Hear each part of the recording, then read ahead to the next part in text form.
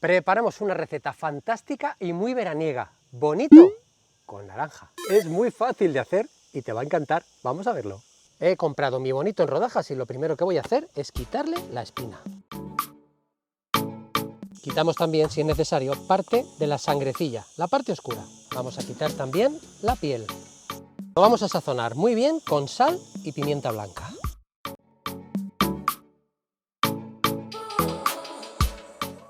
Y en una sartén, con una cucharadita de aceite de oliva, lo vamos a marcar a fuego fuerte durante unos 30 segundos por cada cara aproximadamente.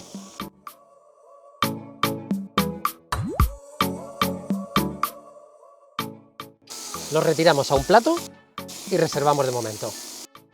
Y ahora vamos a pelar unas naranjas a lo vivo.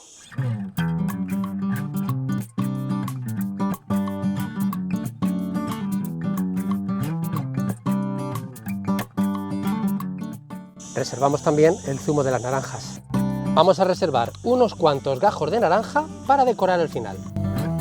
Vamos a apartar parte del zumo que tiene los gajos. Y el resto lo ponemos ya en una sartén al fuego. Chafa un poquito los gajos hasta que tengamos esta textura. En el zumo que hemos reservado añadimos media cucharadita de almidón de maíz. Y lo vamos a añadir a la pulpa de naranja.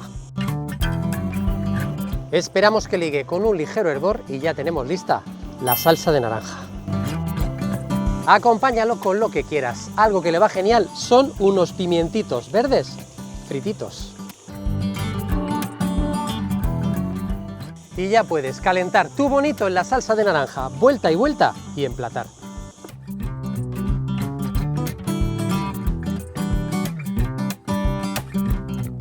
Napa con la salsa de naranja bien caliente.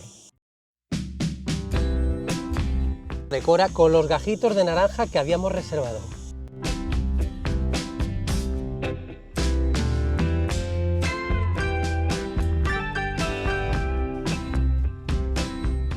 Un poquito de perejil fresco recién picado y ya tenemos nuestro bonito a la naranja listo para ir a la mesa.